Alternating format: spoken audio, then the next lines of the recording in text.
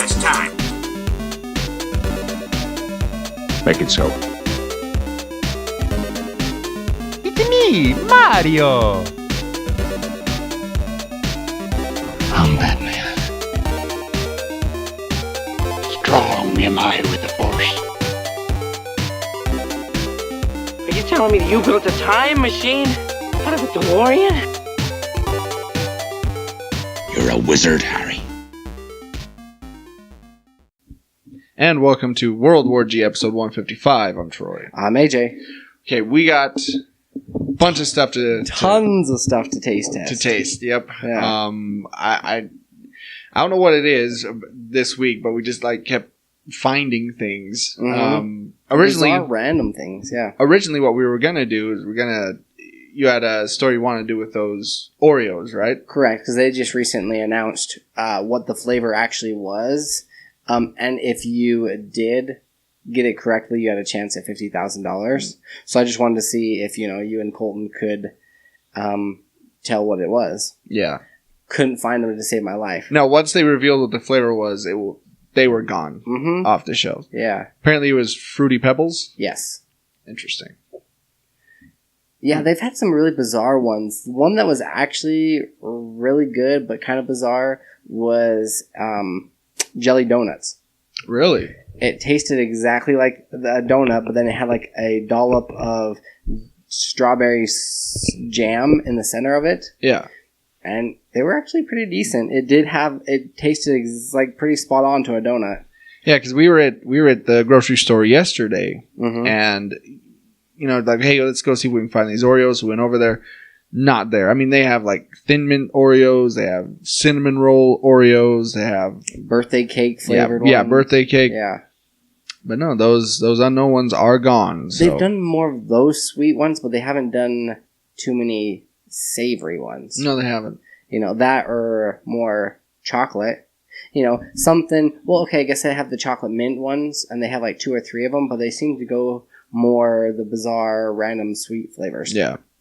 So what we have here is first we are going to try these M&Ms. These are strawberry nut M&Ms, limited edition.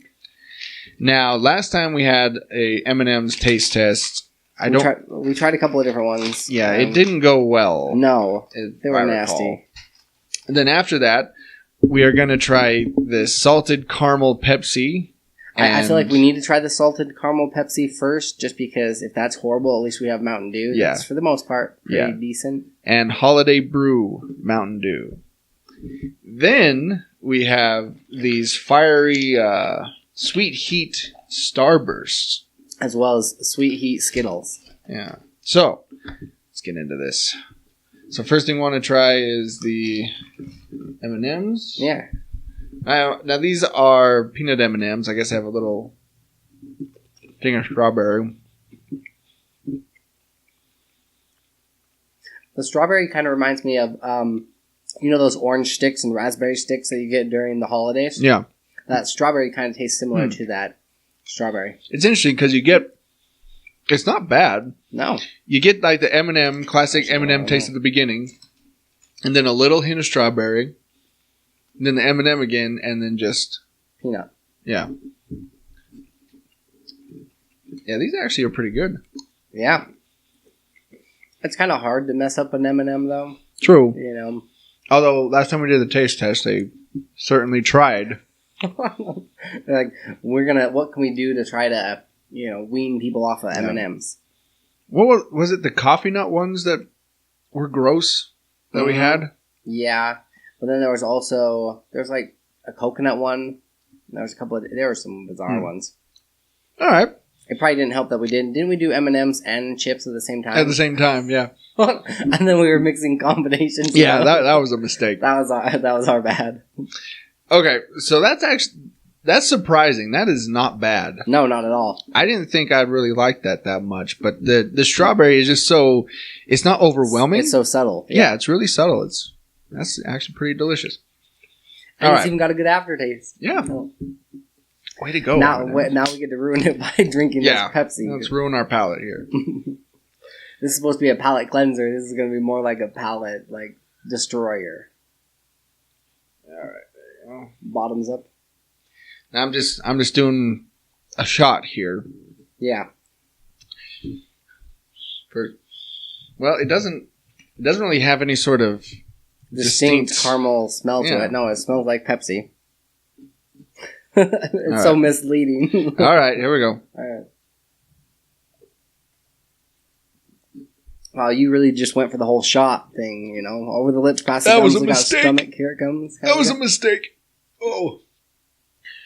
Ooh. Ooh, no. No. Yeah, they shouldn't be making this No, stuff. no. It's not suitable for children or humans. Oh, Not that even is animal not- consumption. That Just is saying. not good. And it's horrible is because I decided to take it like a couple of sips at a time. I'm still trying to finish it. And it's bad. It's just, ooh. It tastes... I'm not tasting much caramel. That's the thing. And it's not really that fizzy. I'm No getting carbonation, like hardly at all. some weird salt flavor. Like, it's not caramel. Yeah, it just tastes like salty Pepsi. Yeah. Yeah, and as if they added too much Pepsi syrup to the mix. Mm. They added too much, you know, like for the caramel taste. And it's dumped in a whole bunch of salt. Mm-hmm. Ooh. You know how they've done that with like That's salted unpleasant. caramel? I can't stand salted chocolate. Have you ever that sea salt that's Yeah. the rage now? You know what that reminds me of? When I was a kid, my buddy and I, Joel, would take stuff out of the fridge and just like start mixing it together. That's what that reminds me of. Yeah. It's just like some strange concoction of weird flavors.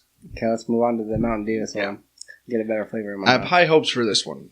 Same here. Because this is, This is only seasonal, huh? yes, Ultimate Holiday Blend Dew plus Cold Red. Which, I mean, you could make it at any time if that's all it is. Yeah. Although we tried, even in a YouTube video, to make the, you know, to do the red, white, and dew. Yeah. Couldn't get it right. Got it pretty We got well. close. Yeah, it was pretty dang spot on. We got the color right. All right. You'd either get the color right or the flavor right. Yeah. But trying to get both, no. Well, it smells better just right off. Mm. Much better. Yeah. I don't feel like I want to kill myself after drinking it.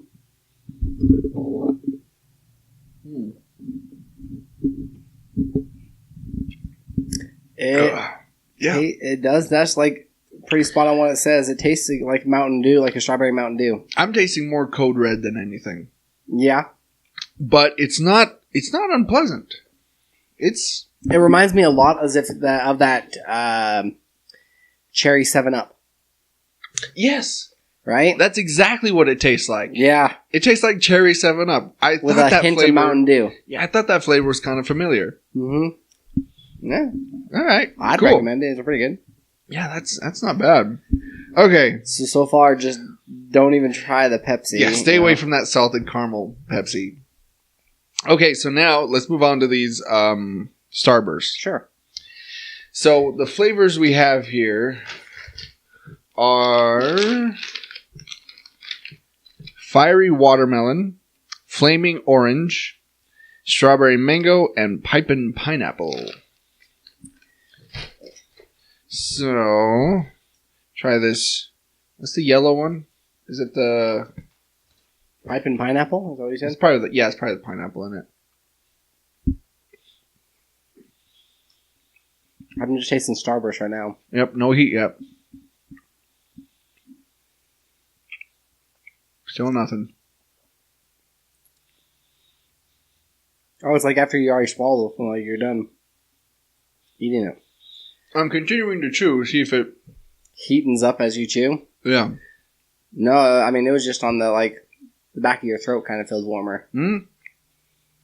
There it is. Yeah. That's... Oh, here it comes now. It's like a wave. Yeah. It's like a heat wave. It's just taking your mouth on a roller coaster. I mean, it's hard to talk now. Yeah. The Starburst may have been a mistake. Let's try gum bad. next. It's not bad. I'm not a huge Starburst guy. Yeah. But yeah, it's not bad. This is the Flamin' Orange. Mm-hmm. Okay. Got orange. It's still like not until after you like, you know, I mean, it just tastes like a regular Starburst, and then it's got a little bit of heat. How are you taking down these Starbursts so quickly? I don't know. Like, I gotta keep chewing. You're like, it's my feelings. It gets stuck in my dentures. This crown is like, I don't know. Yeah, same thing. It has the heat's really subtle. Right. It kind of reminds me a little bit of like a mango, pineapple, some sort of like salsa. You know, where it's like more sweet than it is spicy, but it's still got some heat to it. All right. So this is the strawberry mango.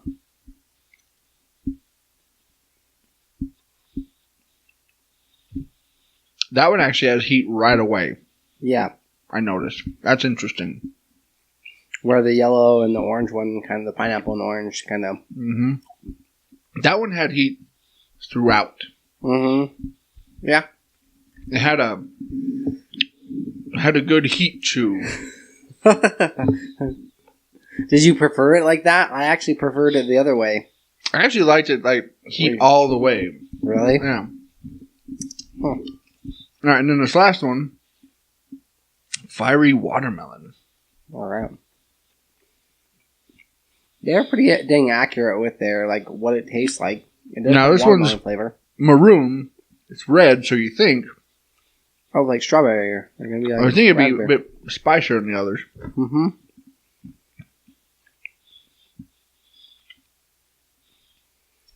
By far, that pink one was the hottest. Now I don't know if the heat I'm getting is from this or just residual Mm-hmm. from everything else, but it's starting to spice up. Yeah. Mm-hmm. Back of my throat. Yeah. Give me a second. These Starbursts, man, they're Yeah. not the best thing to eat when you have to record. And as well as like fill airtime. Yeah, that too. Woo.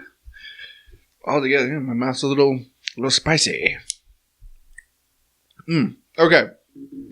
So you gotta fight fire with fire, right? Yep. I'm just gonna dump some of these out here. Cool. These are Sweet Heat Skittles. Now, what flavors you got here are lemon spark, flamin' orange, fiery watermelon, sizzling strawberry, and blazing mango.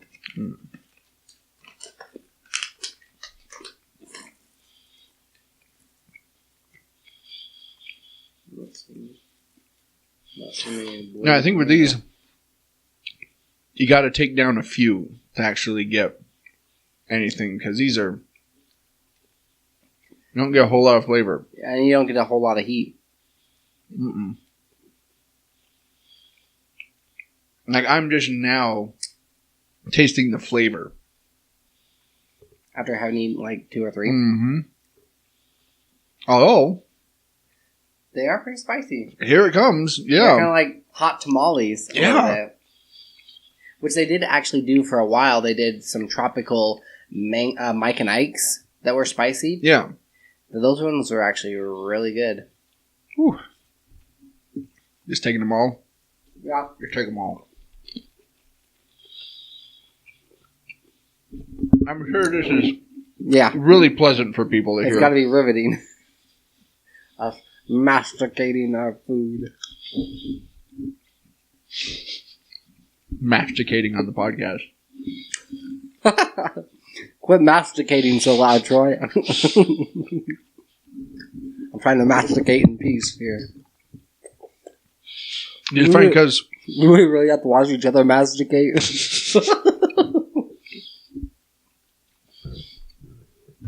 I hate when people do this on podcasts. Eat things. It drives me nuts. Yeah. Oh man. So I can understand I'm kind of being a hypocrite Yeah. currently. Okay. Done. Troy's like over there dying. Like Hang on. You're a fast eater, man. I am. Okay, seriously, whenever I'm eating like dinner or anything, it's the worst is when other people are talking and I'm not doing any of the talking, that I'll just finish my food and I'll just be like, all right. Or I'll just like sit there for like 20 minutes. Woo. All right. Before we move on, I'm going to start mixing things Yeah. because I'm a glutton for punishment. So I got a Starburst. Uh-huh. I'll take a few Skittles. And I'm going for M&M. Wash it all down with some Pepsi. The salted caramel? Yeah. There you go. Yeah, hit me with some. All right, here we go. Delicious. Already off the bat, a mistake.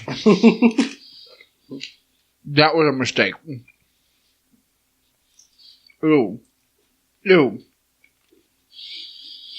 It's the Starburst and the M&M together. Those do not mix. At all.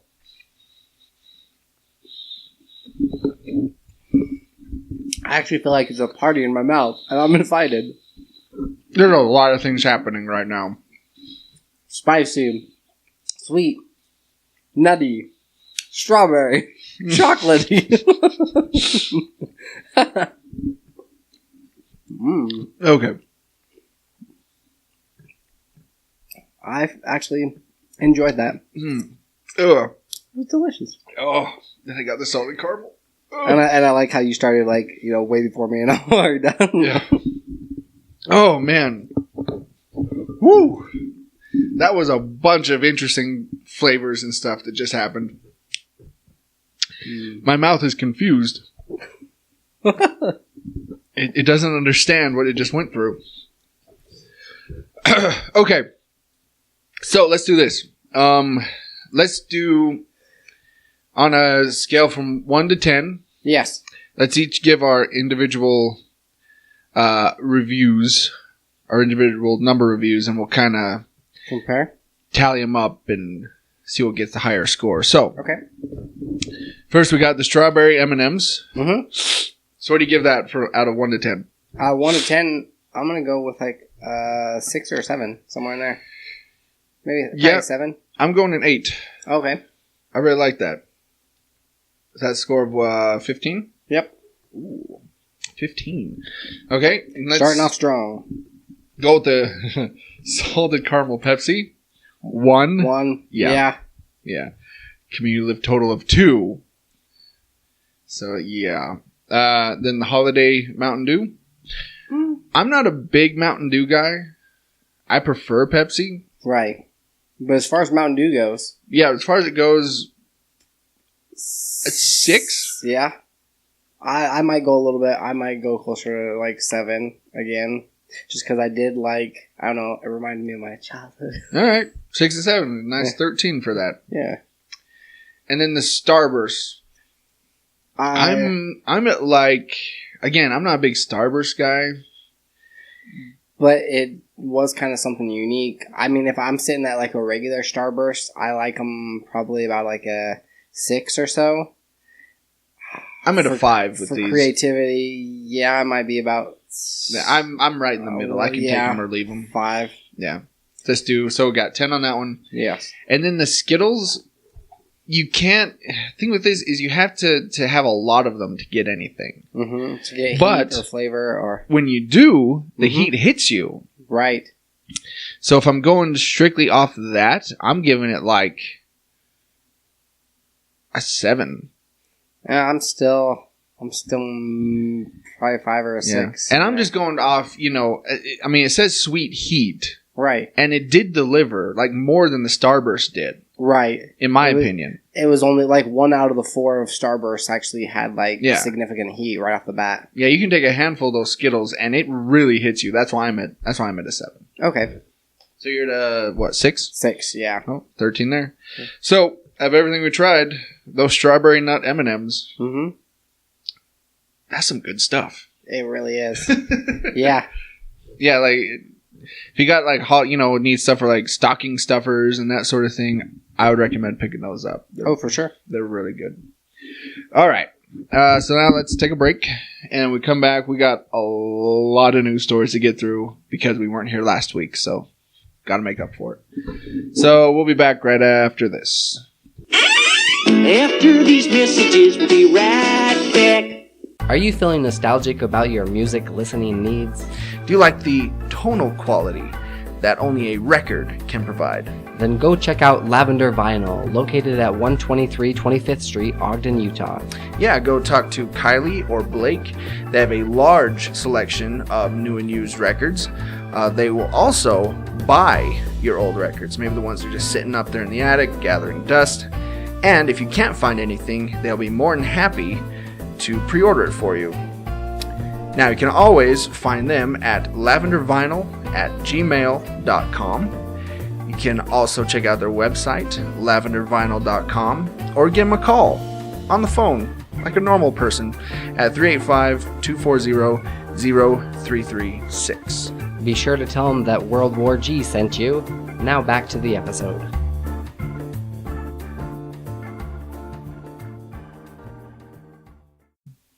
And we're back. Welcome.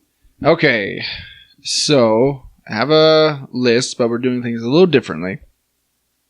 I have 15 times Rotten Tomatoes scores were way off 2017. Is this either like they gave it a lot lower score than what they should have? Yeah, it's like the critics overall didn't like it, but the audience overall did. I think is what they're doing here. So, what I thought we would do is I'll give you the movie.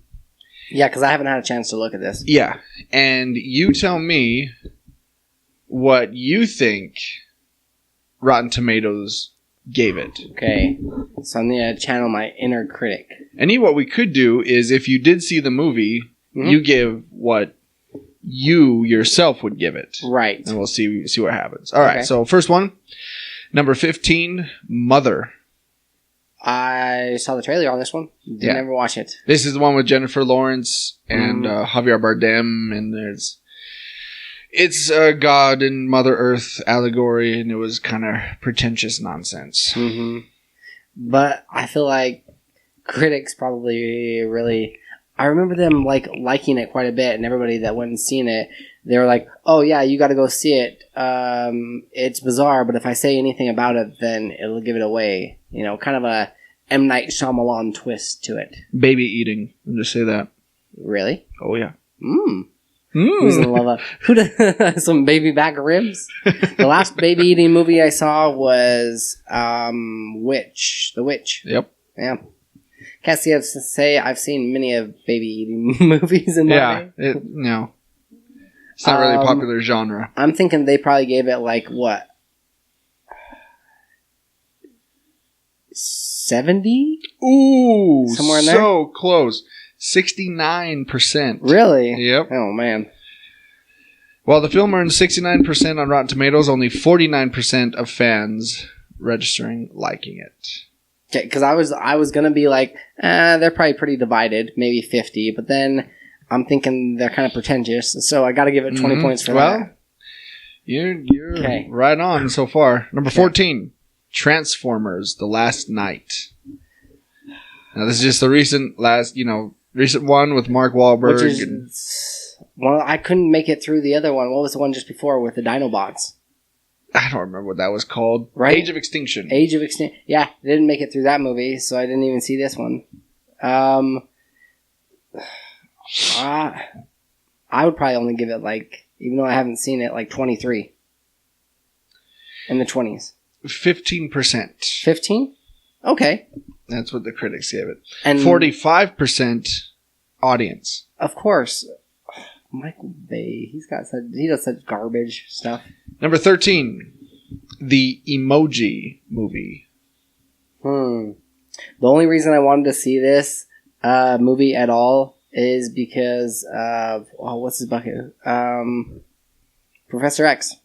does the voice for the little shit emoji. Yeah. Patrick Stewart. Patrick Stewart, thank you.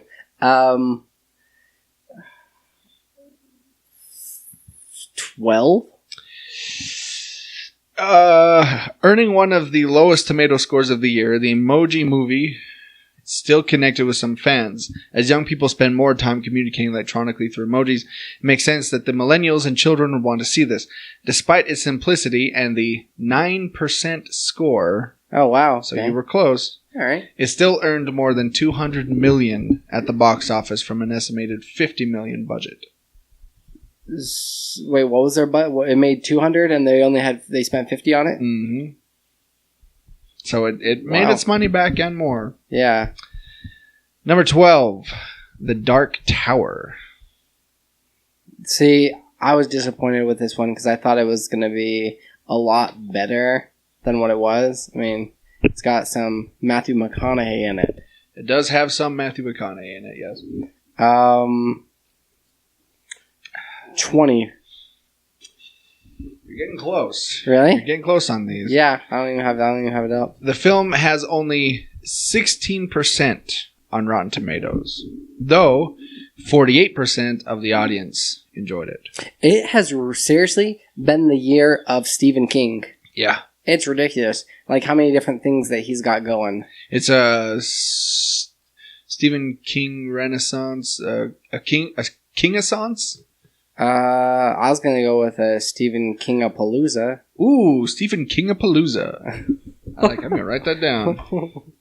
Well, because you've got that Netflix series that he did, and then you've also got It, and this movie, and there's like 2 others. Yeah. Oh, and they're working on like a Pet Cemetery remake. Yep. Number 11, 50 Shades Darker. Ooh. This is actually based on actual event. No, I'm just kidding. I am going to go with... I think the critics gave 50 Shades Darker. I know that the last one didn't do all that well. It did not. Going with 18. Barely legal. Well, 10% Oh, jeez. on Rotten Tomatoes. And the audience was 49%. And that Really? was all the lonely housewives that went and watched it. And then they went right after it and saw Boo, Medea's Halloween 2. It was probably the same type of people that went and saw Magic Mike. Mm-hmm. Wait, you saw Magic Mike, I though. did. Yes, I did. What'd you think of it? I actually really liked it. I think it was really good. Number 10. Pirates of the Caribbean, Dead Men Tell No Tales. This one I'm thinking is a little bit better because I actually saw this one and it kind of completed that whole arc with the other characters, you know, because it brings back, it's got Johnny Depp in it, and it also brings back Orlando Bloom and Keira Knightley's characters to kind of help full circle. Because I was like thinking that would be really stupid if he stays young and then she keeps aging progressively, you know. Like after 2 visits, he's just like, all right, well. Like, wow, you are really close with grandma. There, Will. Yeah, so. I like him old, son. I like him old.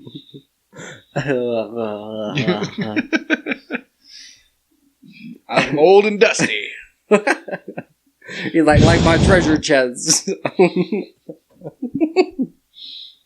I'm about to go ravage that booty. Oh, geez. I'm thinking it did a little bit better, like 25, 29. 29. Okay, You're right in there. I've summoned my inner critic here. 60. Let's see, the entire franchise, but its audience score 62%. Okay, So it did okay. I would seriously, on the majority of these ones, not all of them, but the majority of them, I'd probably split the audience and critics and put it somewhere in the middle. You know? Number 9, The Hitman's Bodyguard. I actually thought this one, like, I know audiences love this one. I guarantee you they're probably like in the 80 or like 80. I was working at the theater at the time this came out, and I'll tell you, it came and went really quick. Yeah. Oh, yeah. But it was pretty decent. Like, it was pretty dang funny. But I'm thinking the only critics gave it what?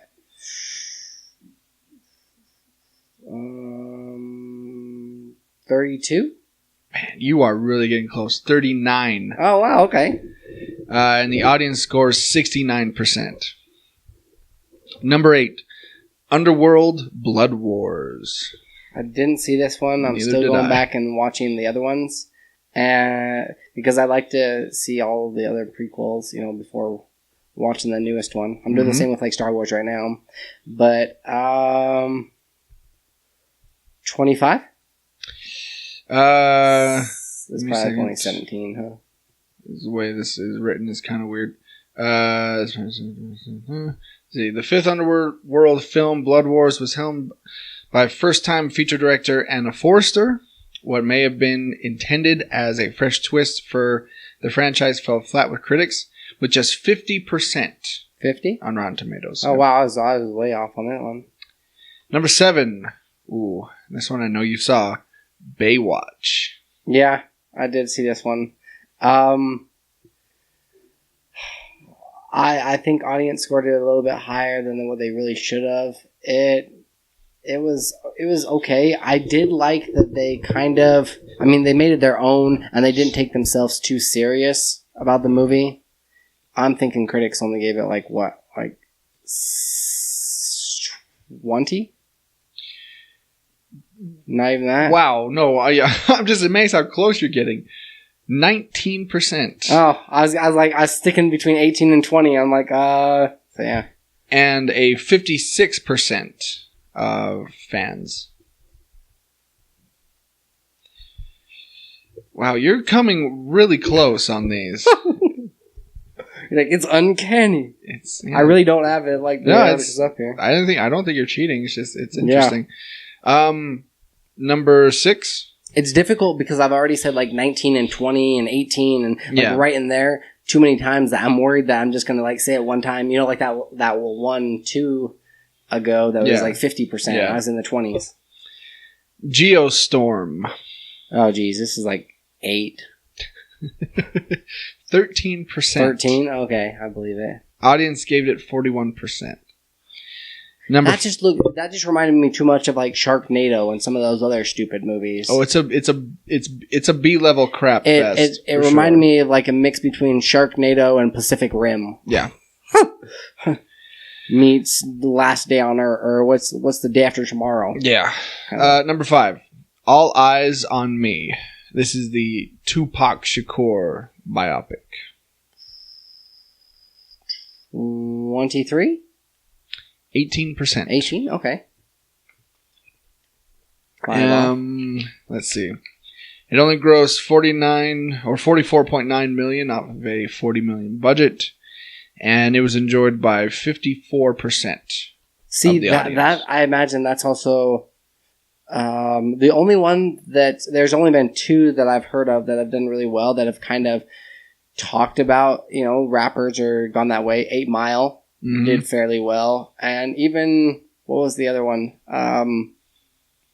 Straight Outta Compton did decent. That one did okay. Yeah. Wasn't there another one, Notorious?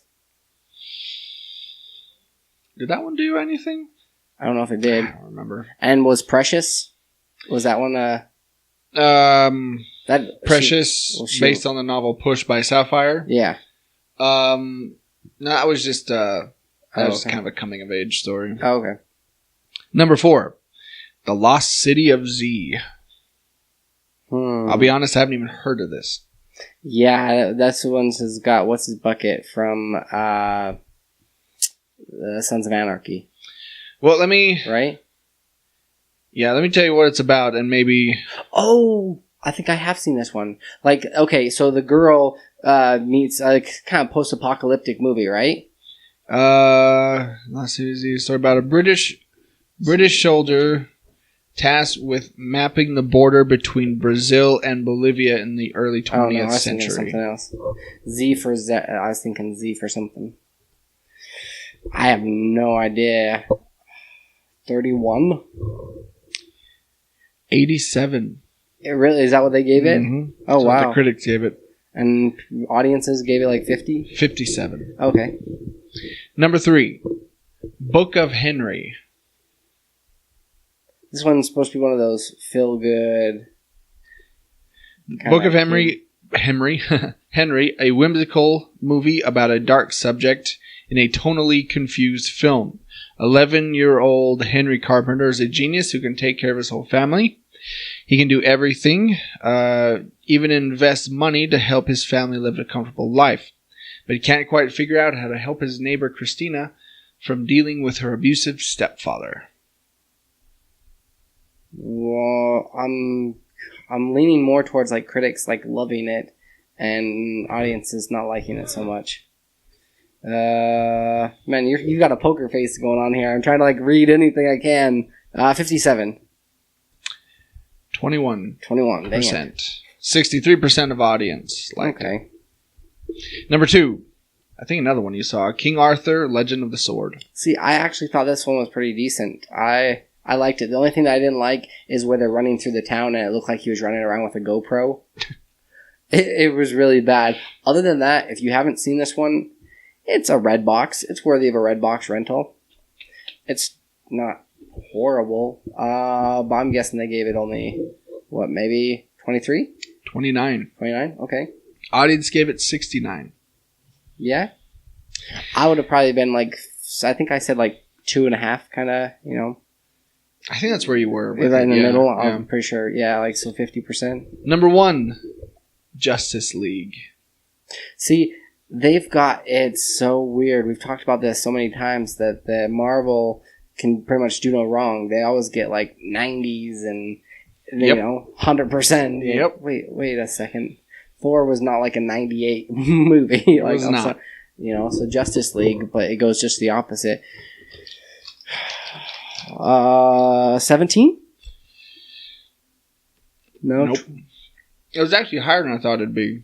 Really? 41%. 41. Oh wow. 82% audience. And where are you sitting at? I've seen it twice.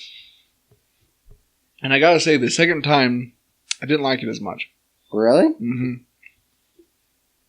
Mm-hmm. But out of 5, I'm sitting at probably 2. Okay. Yeah. So there you go. I hope you guys, listeners, you know, you scored much better closer than I did on some. Babe, like we've said before, don't let Rotten Tomatoes Stop be your you. be all and end all. Exactly. You know? I mean, a lot of the times, as far as critics go, they'll like the Oscar bait type movies. You know, the ones that are set in a different time period, or right, that are factually accurate or based on actual events. Where average moviegoer will think that's really boring and pretentious. Although, okay, when it comes to comedy movies, I actually tend to listen to Rotten Tomatoes more because I feel like they don't buy into the whole stupid comedy stuff. Yeah. And I guess some dramas they're a little bit more accurate with. But if I'm on the fence, I might listen to Rotten Tomatoes. Yeah.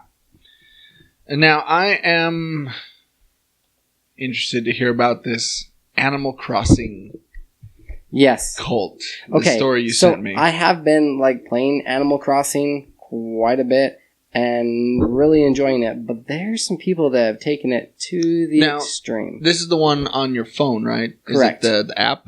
Uh-huh. Yeah. Yeah, Joni tried to download it, but our phones are too old. The Pocket Cam. Yeah. She was very upset. There's a couple of quirks to how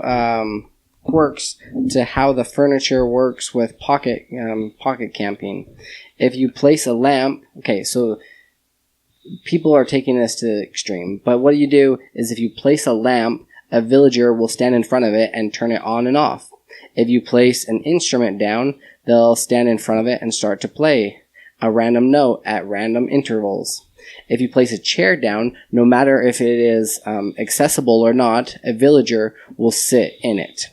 You can even get villagers to spawn inside a maze of fences as long as they're on your campground. Using this knowledge, you can make some effed up spooky ass camps. That's verbatim what they said here. And then it's like talks about check out some of these ones that they've done. Have you had a chance to look at these pictures? No, I haven't. Oh. Whoa. You've got like all of these.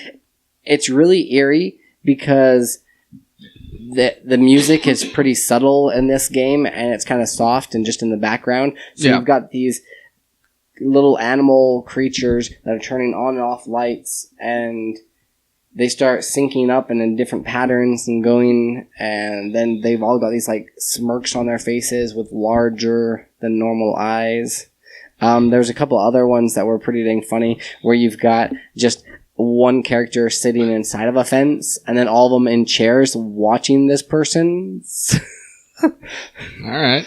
And it just goes on and on and on with even more bizarre ones that to the point where it looks pretty cult-esque. And the cool thing is you are able to you are able to go into other people's campgrounds to see what they've made. And when you go into one of these eerie ones, your character, you're just walking around like, hello? And you see all these animals like turning on and off lights and it's like looking, casually glancing over at you. And it's kind of unsettling.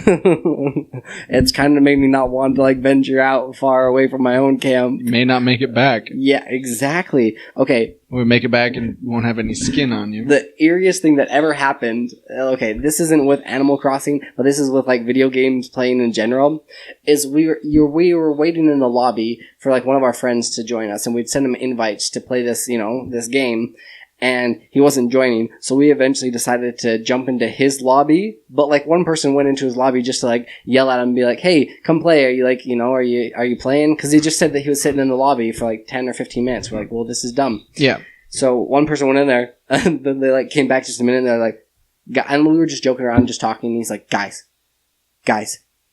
do not go in this person's lobby, like, at all. And it was the weirdest thing, because like, we kind of went in like one at a time, and he had this cult, weird, bizarre metal music playing and stuff, and it sounded like a sacrifice, or like some sort of pagan ritual thing was going on, like, I'm pretty sure I heard like a woman scream like twice, and I'm not sure what was going on, but we'd like join and then like jump back out of the lobby and it's like, okay, this is weird, and we still talk about it to this day, and we've since never played with this kid again.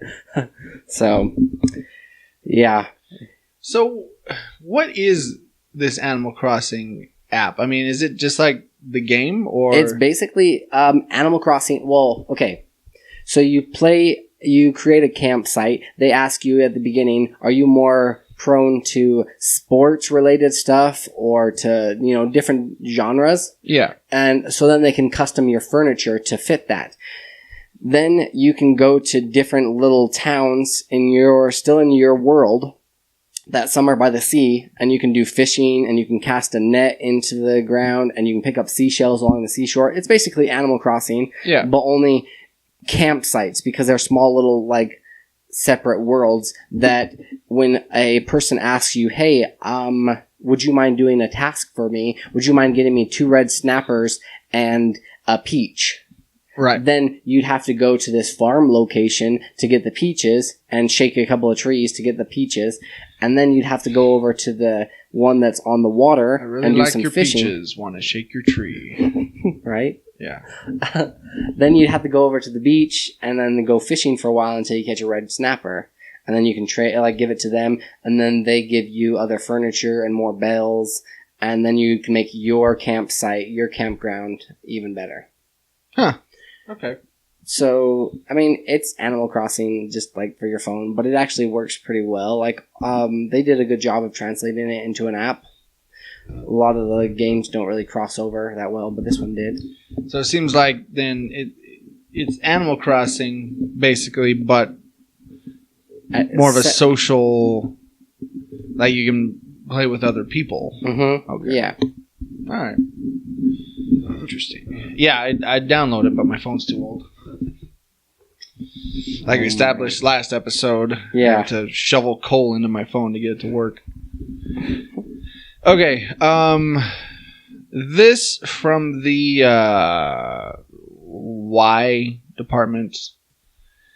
Scooby-Doo's Daphne and Velma are getting a live-action film of their own. You know, the most interesting characters in that cartoon, Daphne and Velma. The women of the Scooby-Doo gang are getting their own live-action spin-off film. The film, entitled Daphne and Velma, will star Sarah Jeffrey as Daphne and Sarah Gilman as Velma. It's being produced by WB's television media subsidiary, Blue Ribbon Content, and actress Ashley Tisdale's Blonde Girl Productions. Oh, well. You know it's going to be good. That says quality right there. Daphne and Velma will go back to the pair's origins as mystery-solving teens who meet online and come together to solve the disappearance of a top student. The obvious one, I was trying to think of different pairings of these characters. Okay, so you've got Scooby, Shaggy, Daphne, Velma, and Fred. Fred, yeah. Right?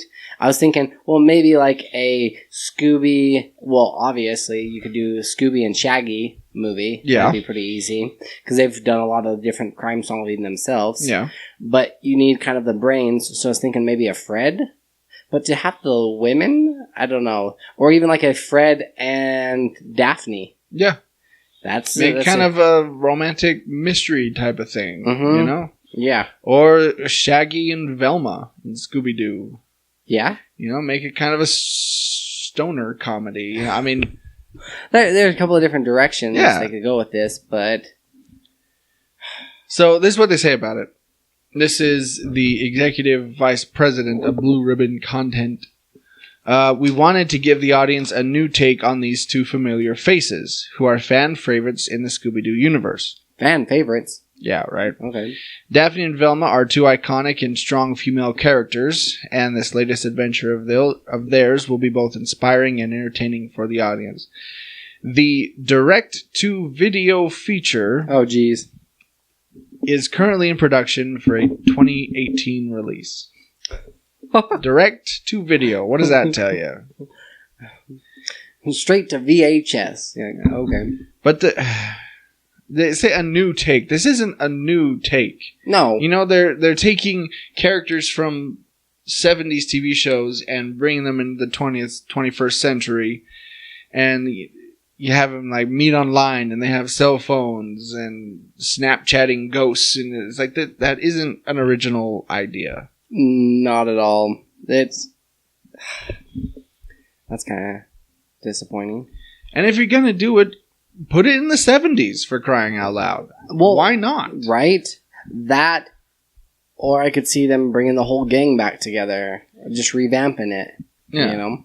I mean, they talk about how, they're strong female characters. You know, yeah, I understand. You know, in this day and age, it's good to be all-inclusive of everything, but how better would that have been if they put it in the 70s? Mm-hmm. And had these two strong female characters in the 70s. I mean, that could be really cool because then you could go more paranormal Ouija board, that direction. Yeah. You know, make it genuinely scary. Yes. You know? Take it from like almost like a horror type of film, like direction. I don't know why you have to bring them into the 21st century. It just, I don't know. They did the exact same thing with that one that's kind of becoming a hit, the Archie comics. Riverdale. Yes. Yeah. Bringing it to modern time and yeah. But then again, look what they're doing with that one. Just like we said, they're taking it dead serious, and they're almost making it a murder mystery. Right. So, you know, and so you either got to go. It can be done. It's just got to be, So you either got to go one direction, or the other. Like the other being like what they did with the Brady Bunch parody movies, and put them in modern times, but they're still living like it's 1976. Right. And that was freaking hilarious. Those movies are great. So Anyway. Oh, well. Speaking of the modern time and day and age that we live in, a streamer broadcasts a live pay-per-view UFC match on multiple platforms, including Twitch, by pretending he was he was a video game. It was a video game he was playing. As spotted by Eurogamer AJ Lester, nice, I appreciate the name. Streamed the UFC 218 match between Max Holloway and Jose Aldo in its entirety over the weekend. Lester appeared in the corner of the stream wearing a pair of headphones and holding a controller while watching intensely and reacting to punches as if he was controlling the action. A tweet showing Lester antics went viral over 63. This is over 63,000 retweets and 140,000 likes at the time of publication. Another clip shows him wildly yelling "ooh" and "damn" in response to the match. It's his dedication to the charade that makes him a true internet hero. Streamers can make money on Twitch from fans who watch them play games, making it potentially lucrative alternative to more traditional 9-to-5 jobs. Live sporting events have been illegally streamed on platforms like Twitch before, including Mayweather and McGregor fight in August. Lester says that he has yet to hear anything from attorneys regarding the potential copyright violations. That's actually pretty ingenious to get away with, like, streaming the entire match, but it just showed him just in the corner, and he's got his headphones and he's playing his controller and acting like he's playing like the newest version. Yeah. And it looks pretty legit because the graphics are getting, with these newer UFC games and football and everything else, it almost looks realistic, that it doesn't seem too far of a stretch. Yeah. So I just thought it was pretty clever that he was able to get away with that. Have you ever thought about playing any games like on Twitch? Or have you ever watched anybody live stream? No, it's not really my thing. Yeah. Sitting there watching people play video games. Now, I've spent countless hours on YouTube, watching people play like old retro games, like full walkthroughs of retro games. But right, and I've used a ton of different walkthroughs, like occasionally on video games when I get stuck. Yeah, that is pretty helpful. I used to watch some like Markiplier and some PewDiePie. Those ones were pretty dang funny. But my whole thing is, I don't know how funny I could make it, because when I play games, I don't really say anything. Yeah. Well, you just see me occasionally get really mad and say curse words. See, and that's it, is I actually prefer when a lot of these streamers, they won't say much because they try to talk over the dialogue as the person's, narrating the story. Then they're talking over it and you're like, wait, but what did they just say? So, there's a fine line. But it's making people millions and millions and millions of dollars. All right. So let's take another break. And when we come back, we have stuff and things for you. So we'll be back way to sell it. We'll be back right after this. We'll be right back. On the historic streets of Ogden, there are two kinds of people, readers and non-readers. Here's where you can find their stories. Booked on 25th Street, located at 147 Historic 25th Street, Ogden, Utah, 84401. Yeah, stop by and say hi to our friend Marcy. You can pick up a new or used book, or you can sell your own used books. That's right, you can get 10% store credit on what they can sell the book for. Stop in and say hi, or call them at 801-529-7720. You can find them on Facebook at facebook.com/bookedon25th, or you can email them at marcy@bookedon25th.com, or visit their website, bookedon25th.com. Be sure to tell them that World War G sent you. Now back to the episode.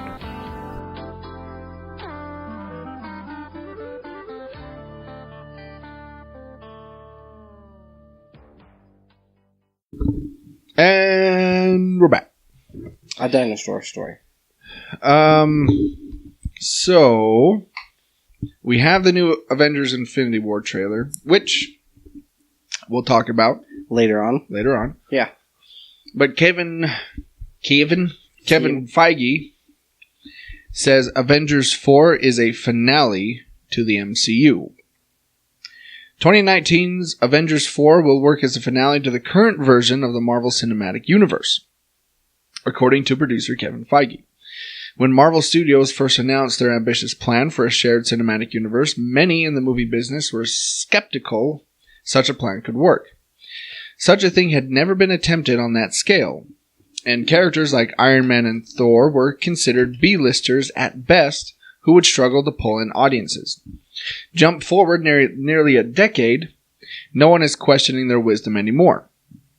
In the years since, many other studios have tried to repeat Marvel's formula for cinematic universes, but many, such as the Dark Universe or the planned King Arthur franchise, fell apart before they even began. The interconnected nature of the movies and characters has become a big selling point for the franchise too. But the MCU is due to look very different following the events of Avengers 4. I feel like there's certain game changers that are on such a extreme and huge level that it supersedes, anything that we've seen before. Harry Potter was one of those phenomenons. Like, many have tried to duplicate that, and have Hunger had success. Games, Maze Runner. Have had success and have failed, And the MCU is another one of those powerhouses that just happened to come along at the right time and worked out for them. But this is really coming of an end. And I was looking at that and thinking about what could they do going forward. And you had brought up that Disney is in talks with Fox? Fox. To get them on board. So they could finalize their talks with buying some of those properties like within the next couple weeks. Which means we could see possibly the Fantastic Four and the X-Men in the MCU in the next few years. See, I was wondering, I'm like, how much life does the MCU have after Infinity Wars? Because these second-tier characters, although they're endearing and have some heart to them, they can't really probably get the box office numbers that some of these other movies have. But if they were to integrate the Avengers with the X-Men, Fantastic Four, those guys, and actually do them well.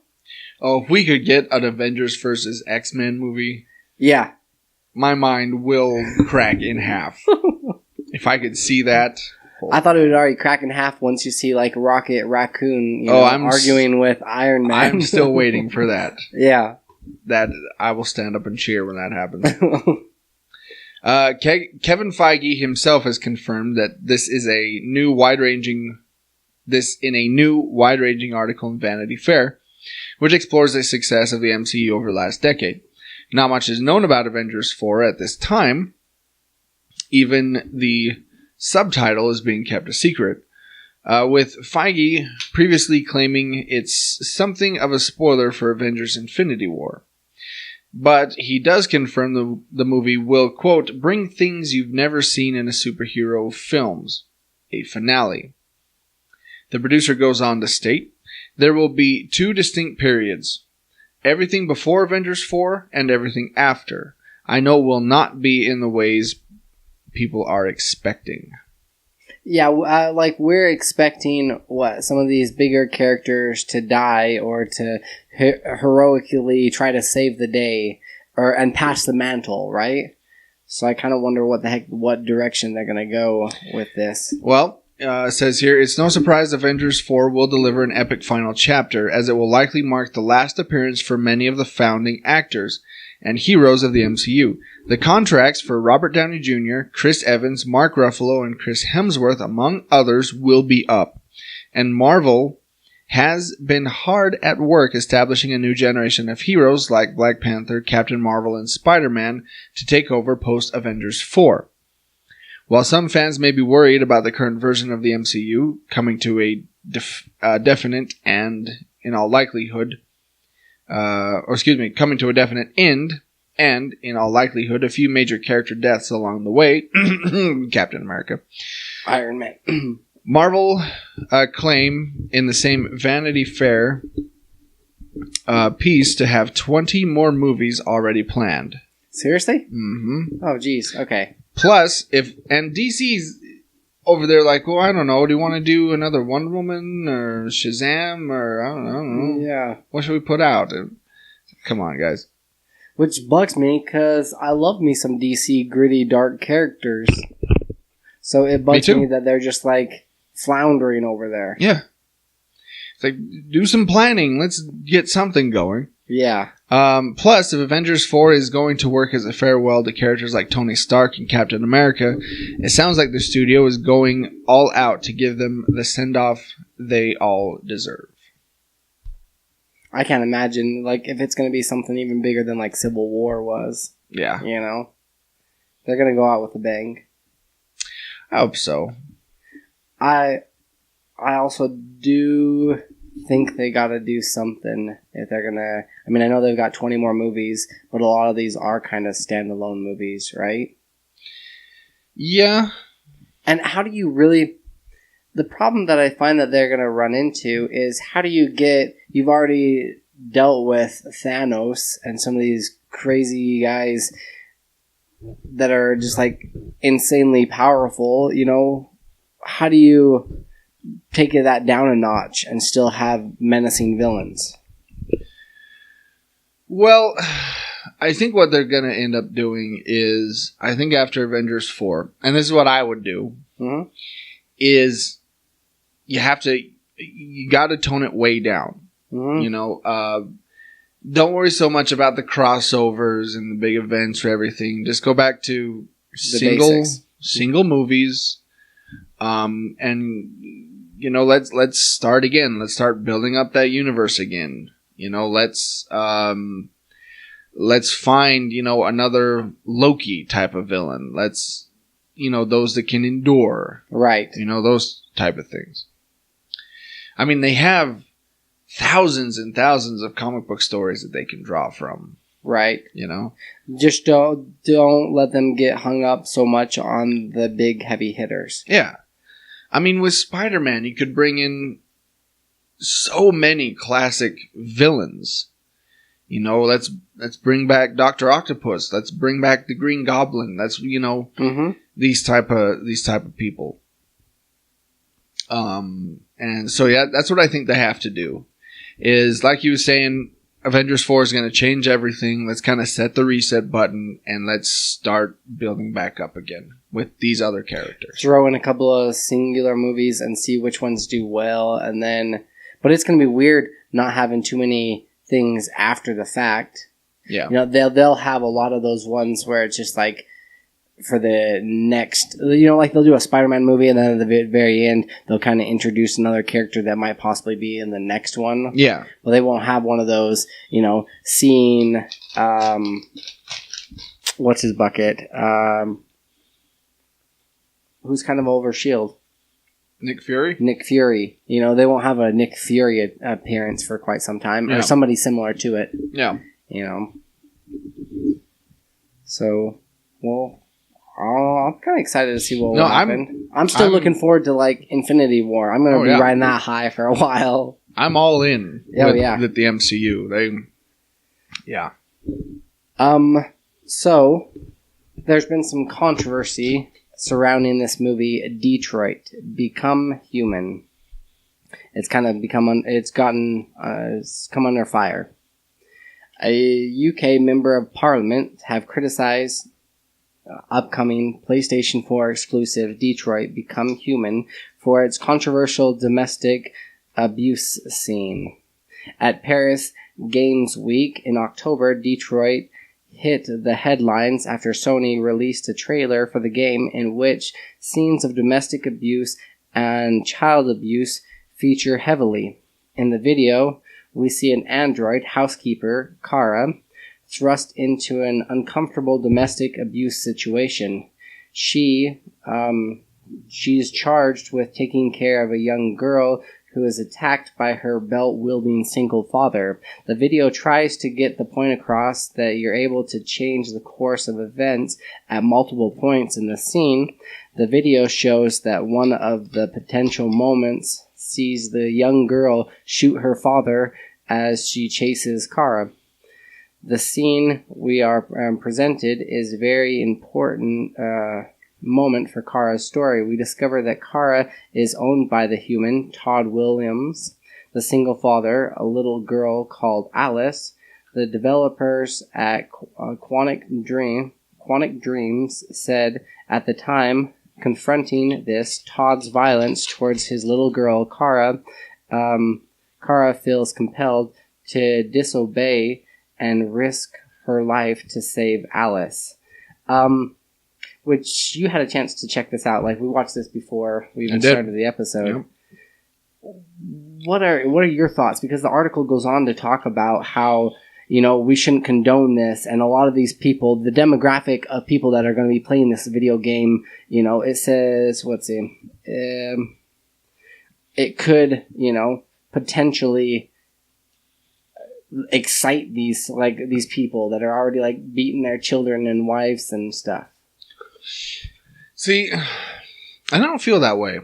Watching the preview, I mean, you play the android. I mean, you have the choice to protect that little girl, to stop this violence, and you're given many different, like, I mean, you can, at one point, you can choose to run with her and jump out the window, or you can choose to push her, you know, under, like, have her hide somewhere. Yeah. And you take, like, what's ever available at arm's reach and hit him. To me, it's not glorifying domestic abuse. It's if anything, it's showing that you can stand up to it. You know, it's...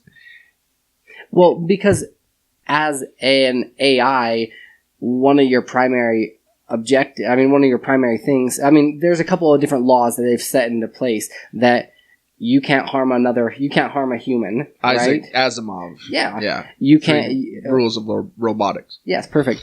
Okay, so it's one, you can't harm another human, you can't disobey them, right? Right. And then there's like another one.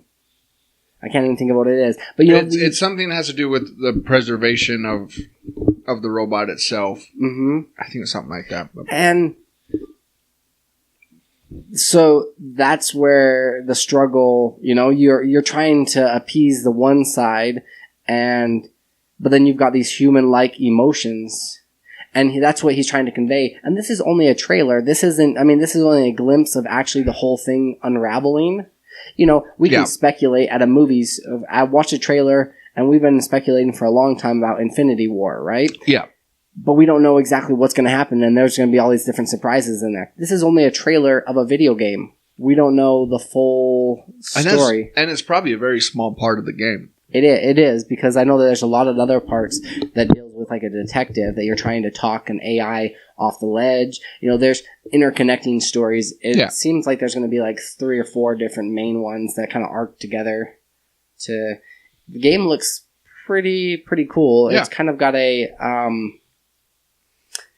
like choose your own adventure kind of Walking Dead Telltale game vibe going on to it a little bit. Yeah, and like you said, that when I watched the preview, I didn't see it as glorifying domestic abuse. You know, I don't think people are going to get the idea to let's go out and beat my spouse, because in most of those scenarios, it didn't work out well for him. You know, he ended up in a bad way. Yeah. You know, and so I don't think it glorifies it. Plus, I'm not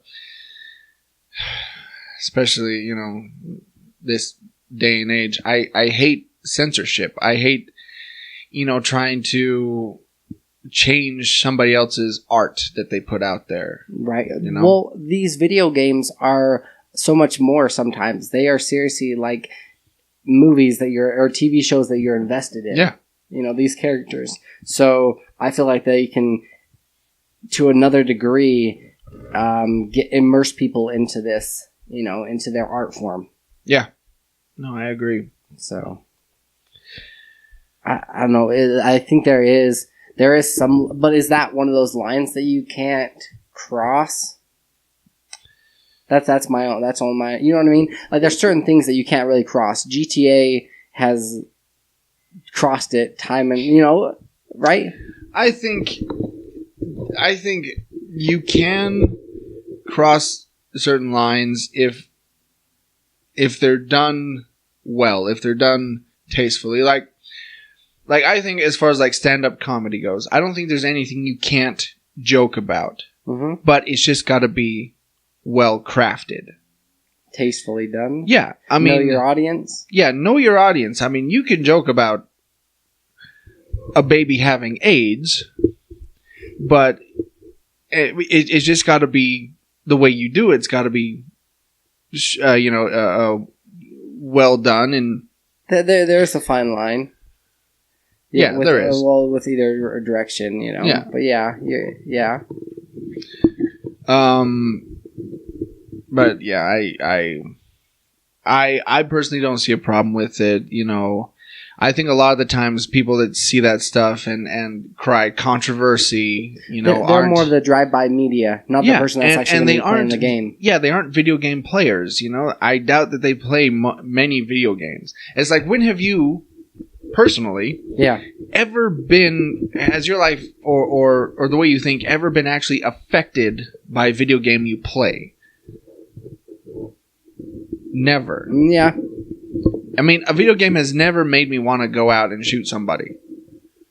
I've played Grand Theft Auto. I've beaten a hooker to death. That's not true, because I have, like, after I get done playing, like, GTA or some of these, like, different racing games, I do feel like I want to drive a little bit quicker. But you don't, unless you do. But I'm saying you might think that, but you don't act on it. No, exactly. I mean, a reasonable person's not going to do these things, and they're so worried about, that we're going to go out and copycat these type of actions, and it's just not true. That's not something that happens. Right. Because then otherwise they'd have to censor all forms of art and media and everything, right? Yeah. I mean, let's take something like Star Wars, There's violence in there. There's people getting shot. There's arms being lopped off, but they don't go out there and decry, violence and how dare George Lucas put these things in his films. And I mean, because it's science fiction? It's fantasy? I mean, it's the same thing with these video games. I deal with kids. I do teach a Sunday school class. And these kids are a lot smarter than a lot of people give them credit for. Right. They're saturated with all types of media right now. I mean, you and I didn't have a smartphone growing up. No. These kids do. I mean, so they have access to all kinds of stuff. And so on the interwebs and everything. Yeah. So I think because of that, I think they're a lot smarter. I think they don't more informed. Not like always correctly informed, but they're more they know of it. Yeah. And I think overall they don't look at these things as anything else but other than entertainment. Right. But you have, old white guys in suits that think, oh, this is gonna damage the kids growing up, and they're gonna be sociopaths and serial killers, and like, no. Yeah. When has that ever happened in the history of mankind? That there's been a serial killer that they came out of video games. They might have referenced that or been like, And even that, I think, a lot of the times is overplayed. Mm-hmm. Yeah. True. Like, Ted Bundy said, and many serial killers have said, that the reason that they went off and did all these hideous murders is because they were subjected to pornography at a young age. And I don't I think they just say stuff like that to kind of pick at people. Mm-hmm. You know, Ted Bundy specifically.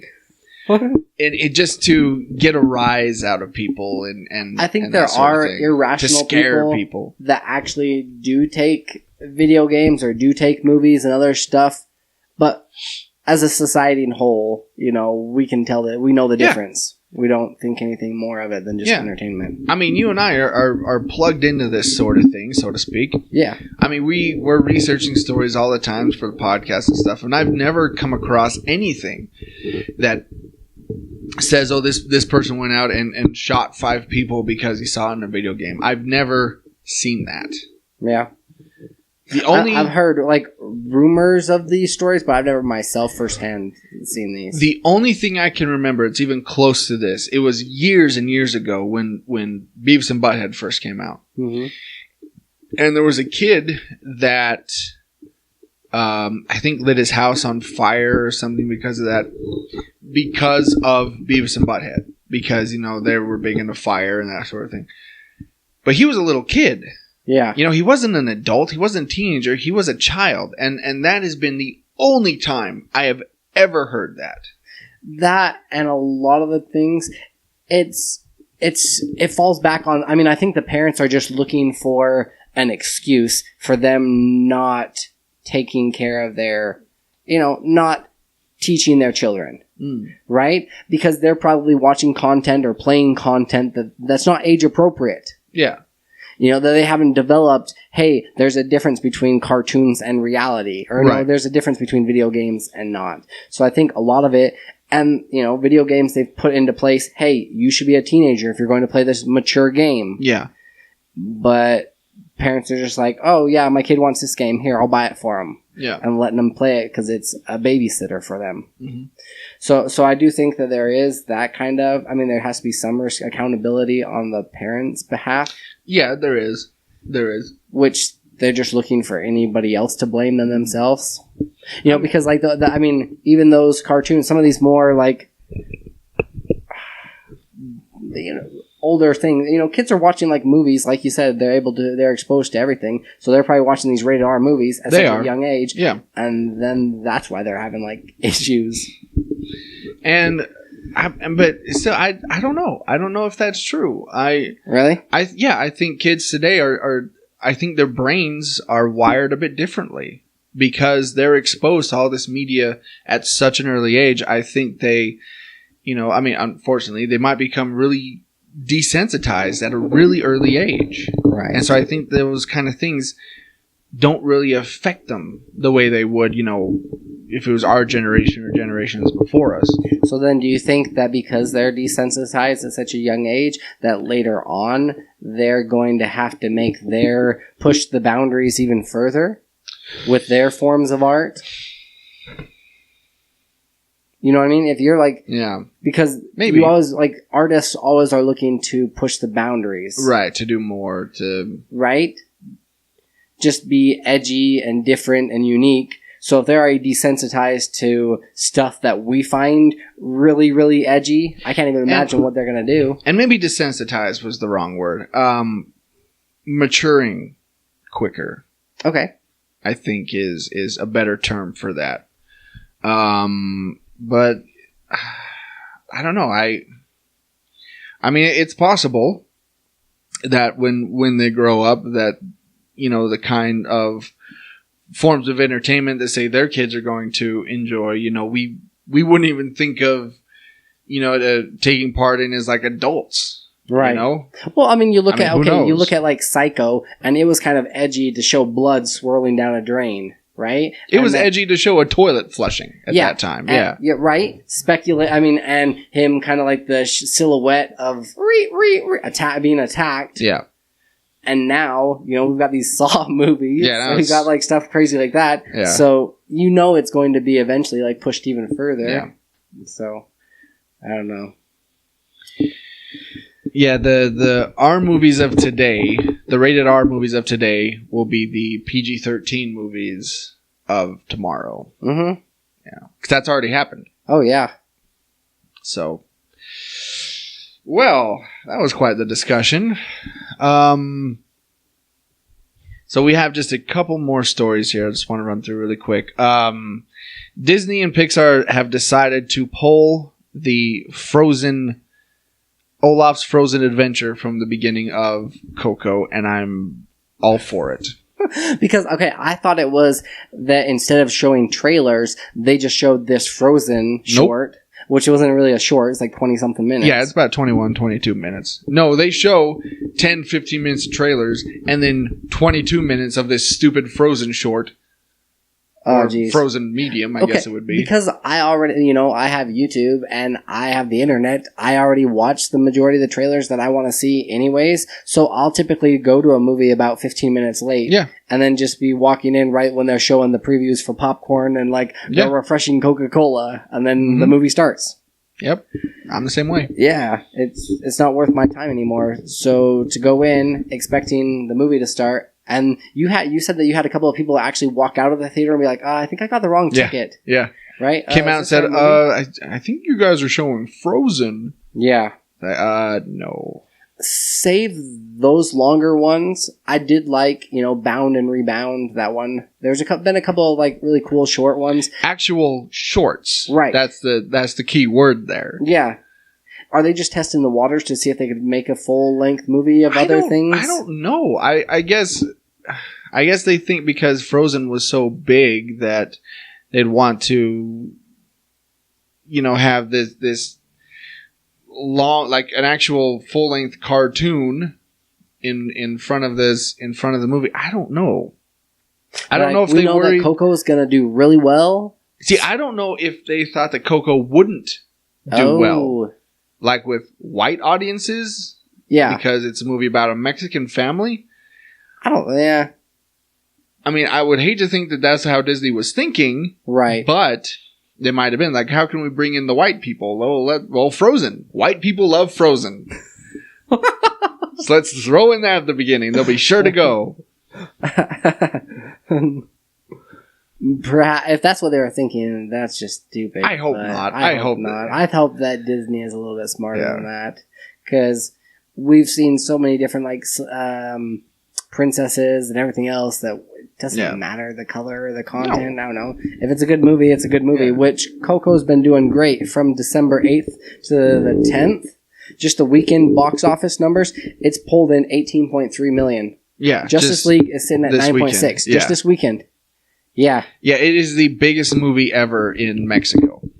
Seriously? Of all time. Yeah. Really? Oh, I believe it. It's good. Yeah. It's really good. If you haven't seen Coco, now that you don't have to watch this short. Yeah, now you don't have to sit through that Frozen garbage. Go see it. It is so good. Yeah. And speaking of things that will probably be good that I'll have to wait a while for. Right? Stranger Things Season 3. They've just barely started writing it. Okay. Did you finish the last season of Netflix Stranger Things? And are you impatient to see what happens next? You might have to wait a bit longer than expected. In an interview with Variety, Dave Harborough says the next season might not premiere on streaming services until 2019. Netflix has already ordered a third season for that. Has it gotten any better? Well, I'm hoping that I can... The Pepsi Caramel? If I continue drinking it, maybe I'll start to like it. Yeah. Maybe maybe I'll be able to get it down. I don't know. I'm trying. That's like, with you with like certain TV shows. If I watch enough episodes, maybe I'll start to like it. Yeah, Does that taste like Jessica Jones? I was gonna say it tastes like an abusive relationship. Oh yeah? It's like I know I can change it. I know it'll get better. No, and it's not? Nope. Not at all. Okay.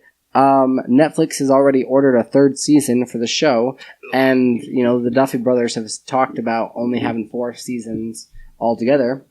But Ross and Matt Duffy are still working on the season script, according to Harbour. He added that they likely won't begin filming until April. Like any good thing, he said.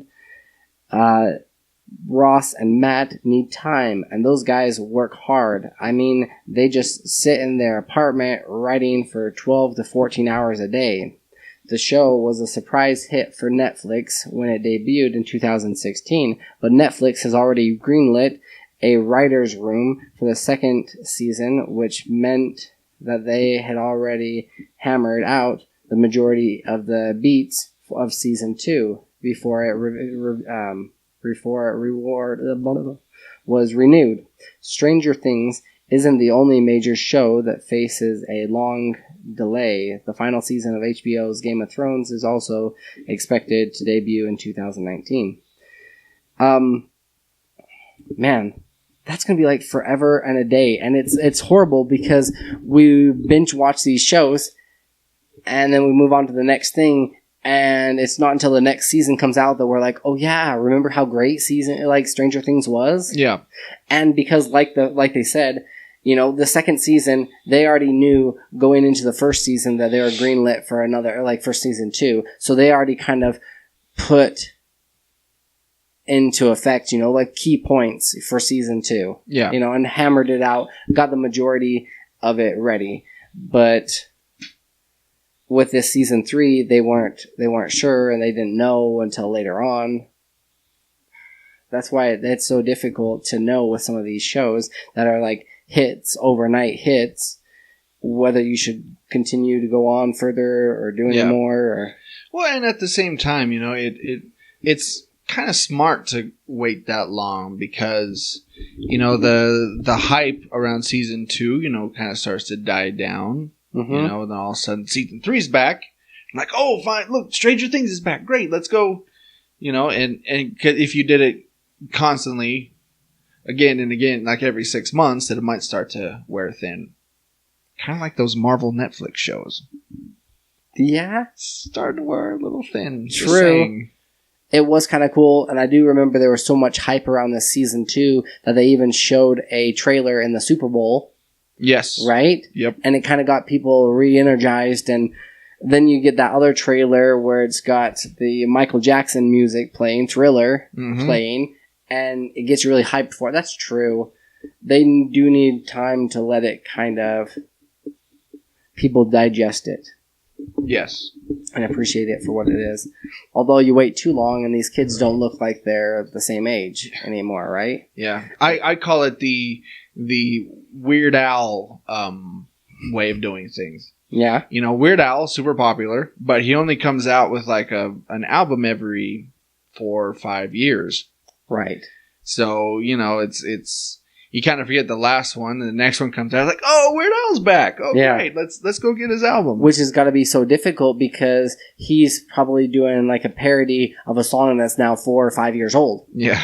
Right? That's true. That's true. That is just kind of like, I've forgotten that one was even around. So it's difficult to kind of find that fine line. Yeah. All right. Let's take our last and final break in this super long episode. And when we come back, we got more things. So stick around.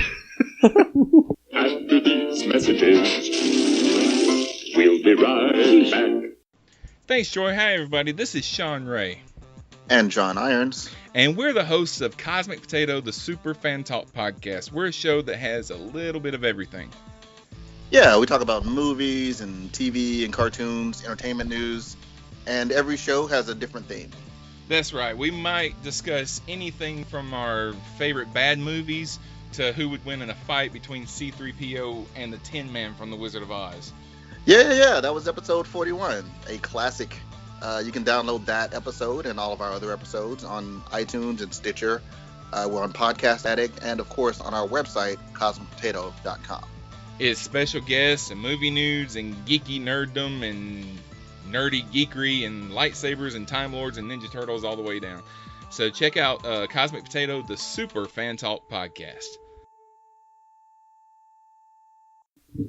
And we're back. So I've got a recommendation for you. I believe I've talked about a little bit about this before. It's a comic book, Happy. Take a look here. Grant Morrison? Right? Oh. So it's going to be good. Yeah. And a little preachy. Yeah, 'Cause agreed. Grant Morrison is a little preachy sometimes. So this is about an ex-cop / detective that's become kind of a bounty hunter of sorts and kind of a gun for hire. And he's taken, I mean, he just drinks a lot, curses a lot, so there's definitely a lot of language in this, but takes out these goons and ends up in a hospital, and while there, this creature appears to him, Happy the horse, who kind of looks like a unicorn. Yeah. Yeah, it's got the horn and everything, and looks really cartoony, but it actually really works. What's Happy is trying to convince him to help out this little girl that's gone missing, or something's kind of happened to her. And so first Happy has to kind of prove that he's real, that he exists. So, and even still, it's because he's an imaginary friend, he occasionally will disappear and vanish. And there's this one kind of train scene that's pretty awesome, to where Nick actually, he's just like, all right, I'll go help find this little girl, but you got to find one person out there that does have some Christmas cheer. And it is a really Christmas kind of, I mean, it's perfect for this time of season, but he's just like, all right, if you go find somebody, then I'll go help you. And it kind of depresses this little Happy creature to where he just vanishes. And it's a pretty good story. It's the reason that I bring this one up at this time is because Sci-Fi has announced and already released the first episode of the TV show by the same name. Right. And it looks like it's in the same vein, although the only issue that they're going to have is it's only four episodes, 4 little comics long. I got the graphic novel, like the whole book itself. Yeah. But it has kind of a finite ending, so it'll be kind of interesting how they go. I mean, I could see it as a mini-series. Yeah. Yeah. Finite ending. Right? Yep. Yeah. As Troy's like looking through the whole thing. And, oh yeah, I spoiled it for myself. Overall, it's pretty decent. I did like the art style is awesome in it. Mm-hmm. And even the storytelling is pretty decent. But if you're don't like swearing, like this is definitely not a book that you'd want to read. Or yeah, there's some graphics fight scenes in there and other stuff. Overall I really did enjoy it. So I'll be kind of interesting to see how they adapt it. Have you seen much about this or? Mm-mm. No, I didn't even know that graphic novel existed until they started talking about, this new TV show. And when we've talked about this on the podcast before, that there's been a lot of source material that's comic book source material that people don't know. Yeah. They obviously can pick out when it's a superhero. Obviously, yeah. But some of these other ones, they're just like, wait, that was a graphic novel to begin with? Or it's like, yeah, these guys can tell stories. Yeah, and they can. And it's crazy because the pictures tell half the story. You know? That it doesn't always, it's like a different art style that it doesn't require as many words to be able to convey the same kind of message and emotion. Yeah, I was thumbing through that, and it did look interesting because it looks really gritty and really violent. And then they have this blue cartoony unicorn going through certain panels, and it's really interesting. Yeah, it's definitely worth a read if you like these kind of grittier things, and it really works well for it being on the Sci-Fi Channel because it's kind of sci-fi-esque. Yeah. There's some supernatural elements to it. So unless they change up the ending, this is going to be a mini-series and not a television series. Yeah. Okay. You've also been playing a video game, right? Mm-hmm. Battlefront 2. I've been very excited for this. You, unlike a lot of other people, you know what I mean? Like, you're maybe one of the few Just saying. EA's been getting a ton of hate. I know they have. And, I guess being I wouldn't call myself a hardcore gamer by any stretch of the imagination. I'm more of a casual gamer. And so I don't look at these type of things and get angry about this stuff. I just want a game that's fun to play. And has replayability. Yeah. Because you'll play one game for like 3 years, 4 or 5 years, The whole thing about microtransactions and all that stuff, that doesn't affect me. I don't care that much about that. The thing I care about is the game itself. All the little stuff around it, that doesn't bother me. But it's got to be off-putting when you've got people that can purchase their wins. Yeah, it can be a little frustrating at times, but because they've got better weapons, they've got better equipment and everything else, and you're playing with the basic stuff. See, and I think of it as like a challenge. Like if I can take out these guys with my basic weapons, it makes the win that much sweeter. Okay. Yeah. Challenge accepted. All I need is a blaster. Exactly. And a lightsaber, perhaps. Nothing like a good blast at your side, kid. But yeah, this is the sequel to Battlefront, Star Wars Battlefront, that came out a few years back. You've actually got a story mode? Yep, got a story mode this time. Got a campaign. It's not as completed it? I have completed it. Okay. It's not as long as I would have thought. Yeah. But it takes place after Return of the Jedi. Okay. Like in this campaign, you're on Endor as this Imperial officer, and you see the Death Star explode. Dang. It's like right after Rogue One kind of a deal. Yeah, and so now that's where the story continues, which is interesting. Are they staying pretty true, and this is what they're going to follow? Like, I imagine because it's through LucasArts and through Disney. Well, maybe. They left it open. The end of the story does leave it open. You can draw some conclusions, theories as to maybe certain person's parentage, that sort of thing. Yeah. Yeah, maybe. I don't know if they're going to follow it, but it leaves it open for another sequel, that's for sure. But I'm having a lot of fun playing it. There are several different modes you can play. You can play the story. You can play multiplayer, which you can do like Conquest, which is all out war. You can do Heroes versus Villains, where it's just, Is it like more it the says. same? Do they have any new, modes that you can play? Let me think. Because it's sounding to me a lot like the same. And I did pick up the original, Yeah. Played. Yeah, we even played together. We did. They didn't have a Heroes versus Villains on the first one. That is an idea they took from the original Battlefront 2 on PS2, PlayStation 2? I think so. Yeah. Where it's just, people like Boba Fett and Darth Maul and the Emperor and Han Solo and Luke and Leia. You play, and they're just running around trying to kill each other on different maps. And it's only the big heavy hitters, right? You don't have the little stormtroopers and other. Okay. Nope, no stormtroopers, nothing like that. It's just the big guys.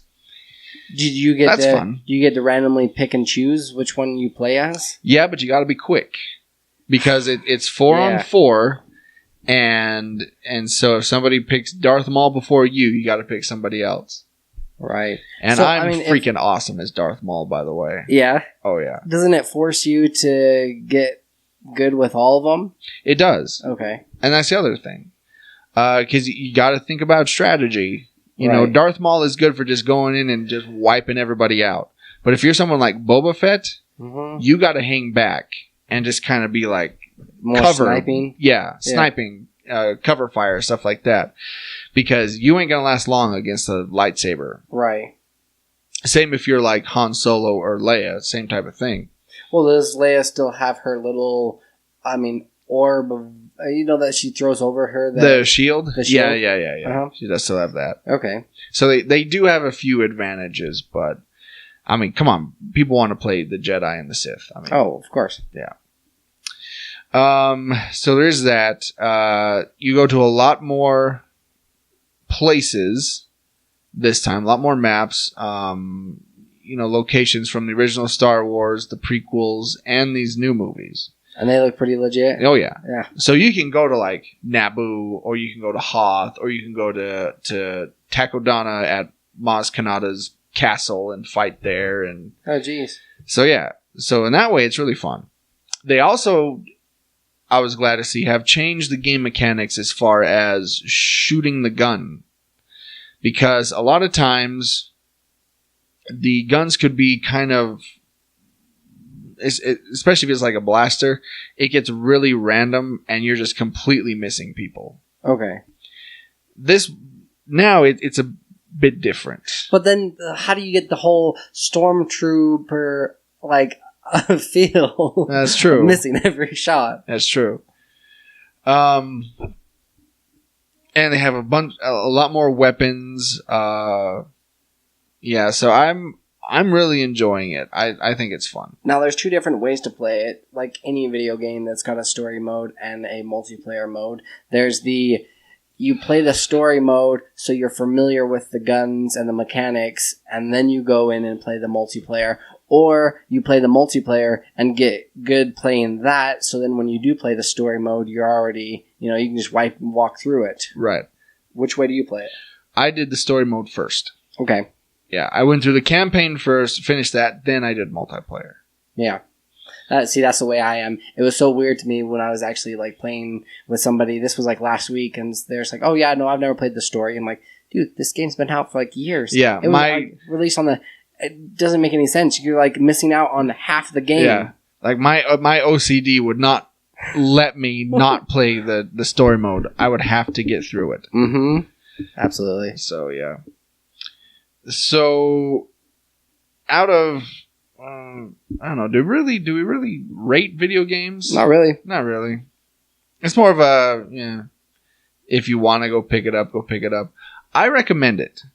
I really feel like at least the next episode we do need to talk about, because it's 'tis the season with Christmas coming up, that these last minute shoppers, they do need some presents to pick out. We might have to do something to where we're like, hey, pick up this game, or hey, pick up these things. No.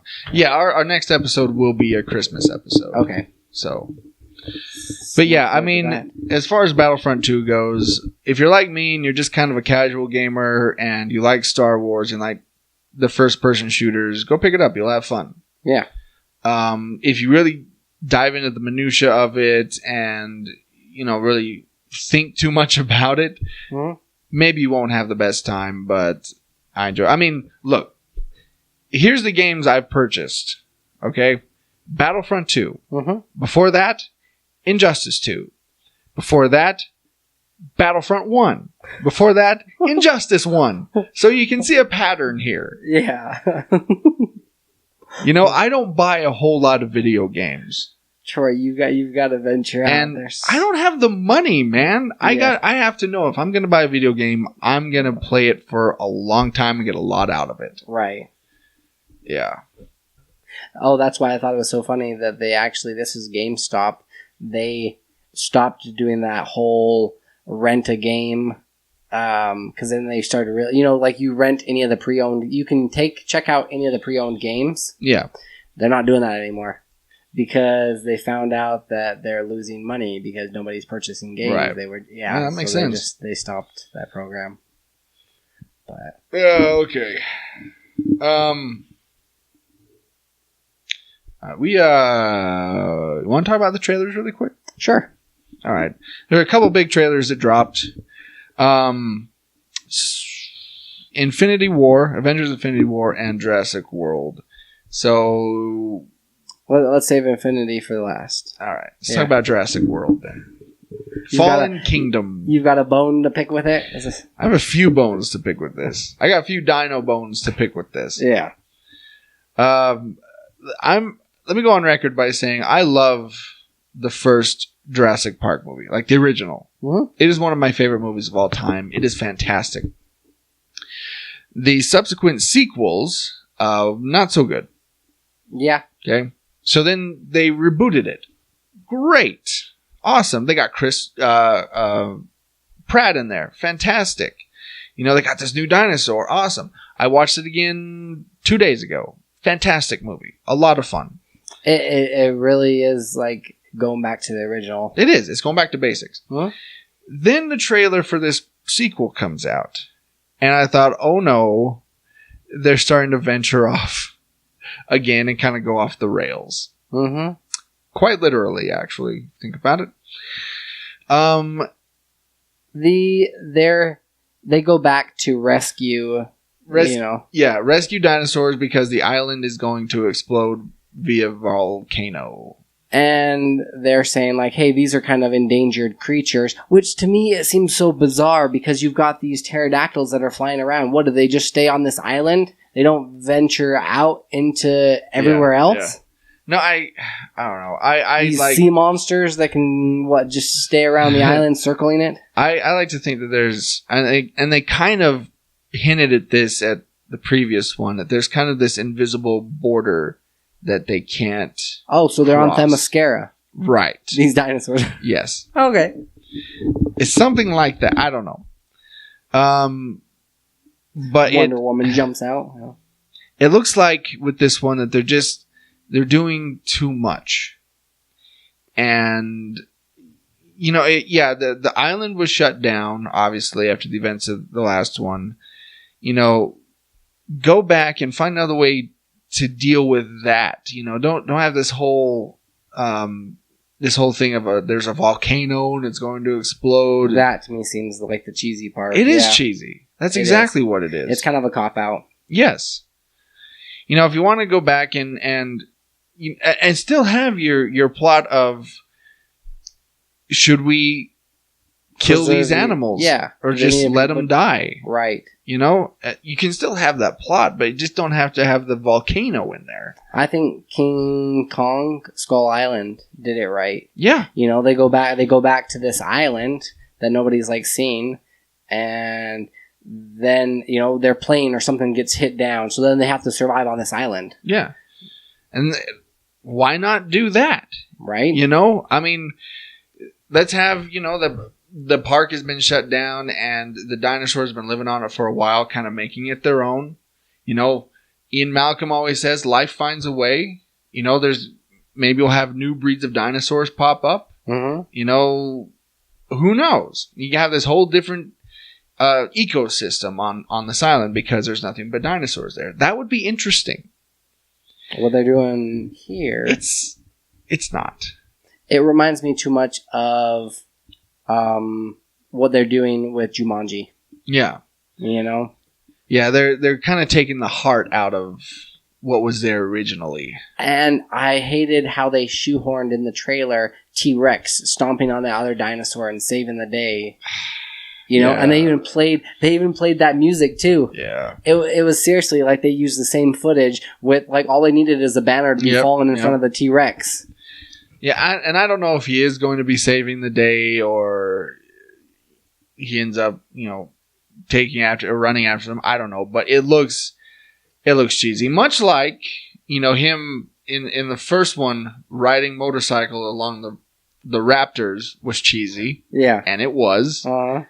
It's the same thing. You can't have the dinosaurs be heroes. It doesn't make any sense. No. And they are going to have it in this one because he goes back to save one particular raptor that he's raised since it was a baby. Blue. So he's probably going to ride it. If he rides I'm out. Raptor, yeah, I'm done. I will stand up and leave that theater. Just be like, I'll hold you to that, Troy. I'm out. That'd be awesome. I'm out. Screw this. Drop your Pepsi. And just call it quits. Yeah, that'd be going a little too far. So how about we talk about a better trailer? Yes, let's. Infinity War. This looks nuts. Yeah. I mean, we were promised that everybody was going to be in this, and it seems like they are delivering. It looks like there's a huge battle that takes place on what's the place called with Black Panther? Wakanda. Yeah. Right? Yeah. That scene looked pretty sick. I mean, it's kind of a teaser trailer, so you don't see a lot. What you do see is you see like Captain America, Iron Man, Spider-Man, Thanos, Thor, Doctor Strange, Incredible Hulk, Black Panther, Guardians of the freaking Galaxy. With Thor. So many freaking characters are in this. Yeah. And it's nuts. What do you think of the decision to change Thanos' appearance? Yeah, that's fine. Yeah? A lot of people are saying that he looks like a thumb. Or space stepdad, with his wife beater and sort of thing. Or it looks like Ron Perlman. Or he looks fine. I do think it's weird he's rocking the whole sleeveless thing, but yeah, whatever. Yeah, he's bald with the sleeveless thing. Yeah, I don't know. But I think he'll. I think that's just how he looks initially. I think he'll change. Right. And when he had on two of the he had his the Infinity Gauntlet on, but he had two of the stones, correct? And it did look like they were also pulling out a third. Well, yeah, it looked like he had one from the Tesseract, which we saw Loki holding it for a little bit. Yeah, because he grabbed it at the end of Thor Ragnarok. Right. And then I'm not sure exactly what the other one was, but yeah, it looked like one he was taking that one right out of Vision's forehead. It looked like it was it the one that Doctor Strange had around his neck? Maybe. Okay. Maybe. I'm not sure. But yeah, it's going to be so amazing to see all these characters interacting with each other and right. This is what it's been building up to. Yeah. We kind of talked about it. This is kind of the culmination of